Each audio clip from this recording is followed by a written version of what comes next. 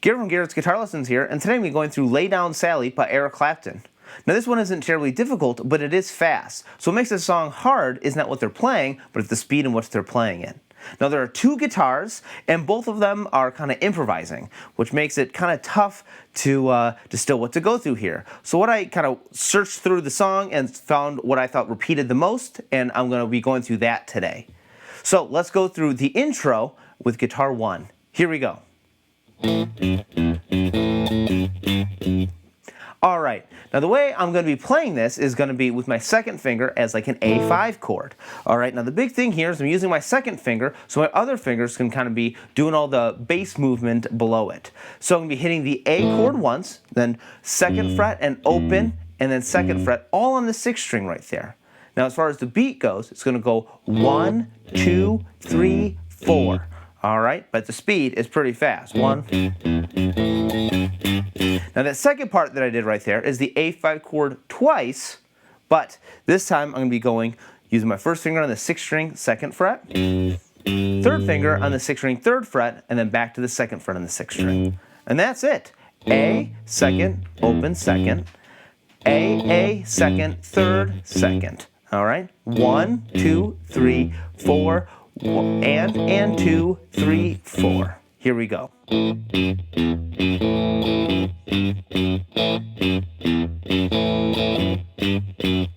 Now the second guitar is, like I said, kind of riffing around A, but mostly what I hear him doing is he's going 1, 2, and. So that's an A5 chord on beat 2, the and of 3, and the and of 4. So it's going to go 1, 2, and.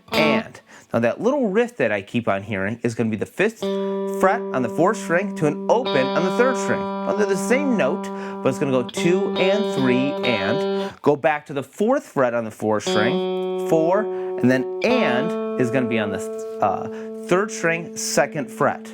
Now oftentimes I'll hit the 5th string open on the 1 of the next beat. So when it first comes in, it's 2 and 2 and 3 and 4 and. Sometimes I'll hit an open right there just to kind of signal that the whole riff is repeating again. Here we go.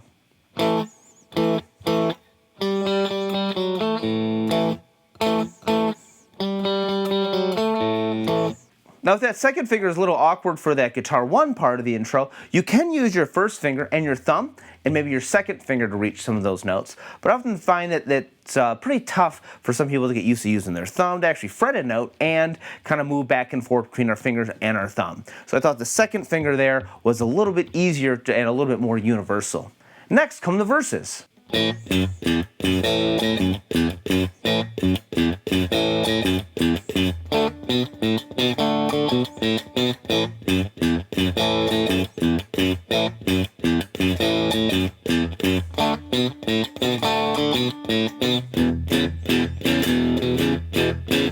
Alright, now this is mainly going to be an A5 chord and very similar to the first guitar part for the intro. It's going to go 1, 2, 3, 4.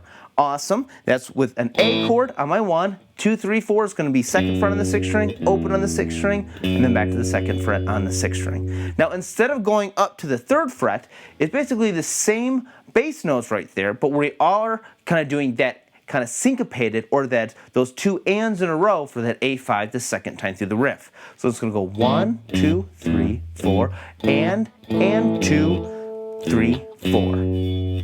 Awesome. Now that's going to happen twice. So it's going to go A. Do that again.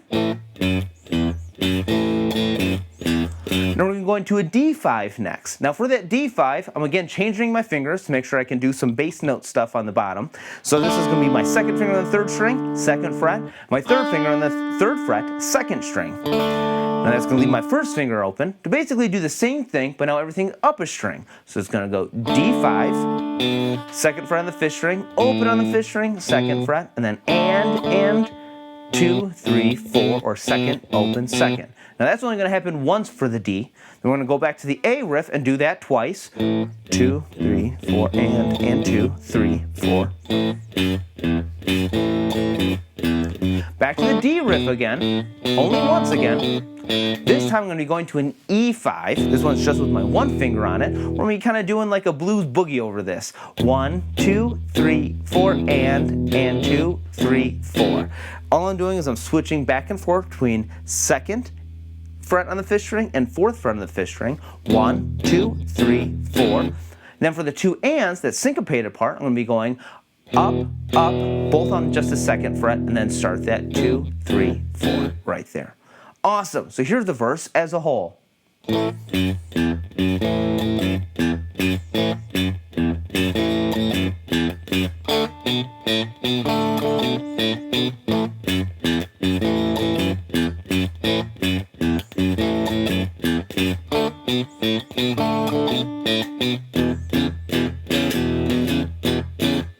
Now, guitar 2 during the verses is following the same 4. We kind of have 4 measures of A, and again, I'm counting that fast there, so each riff actually takes up 2 measures right there. So 4 measures of A, 2 measures of D, another 4 measures of A, 2 measures of D, and then 2 measures of E. The riff is going to be similar to what it's doing in the intro, but not exact. So it's going to go open on the root note, so in this case it's going to be A, 1, 2, and.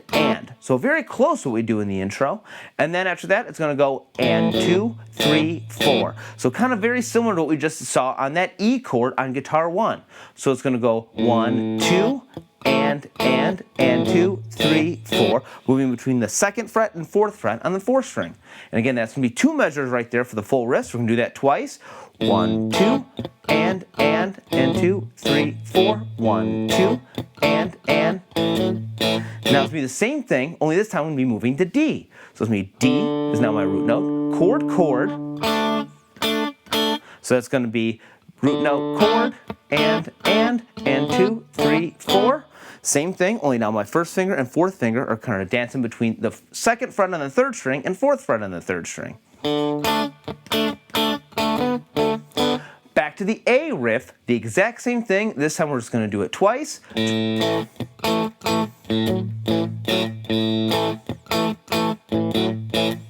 Back to the D riff again. And back to the E riff again. And typically for that E riff, I'll just do the exact same thing as guitar 1 did, which is 1, 2, 3, 4, and 2, 3, 4. So here's the second guitar part all the way through the verse.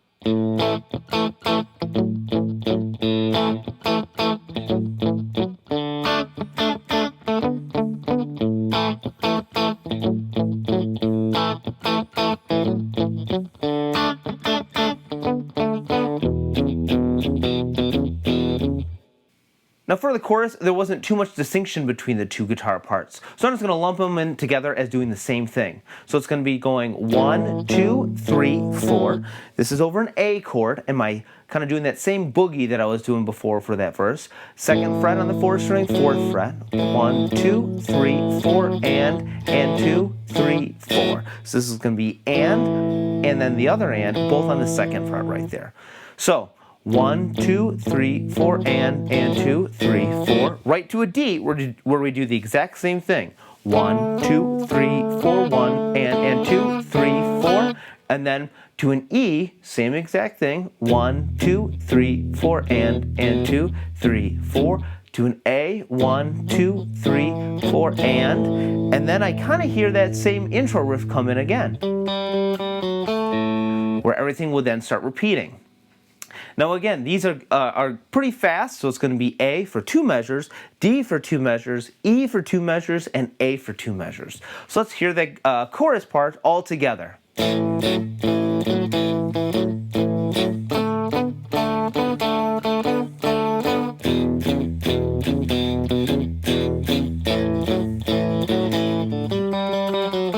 Now for the solo, not really going to go through the solo today, but the scale is just an A minor pentatonic. And this is a great way to kind of work on kind of soloing over it, because it's just an A chord throughout the entire solo, before the form starts repeating or whenever he sings. So what's cool about this is, think about it as just kind of an A vamp, which means just playing A up until he starts singing. That's when you'd start doing the form of the song, kind of the order of the A's, D's, and E's right there.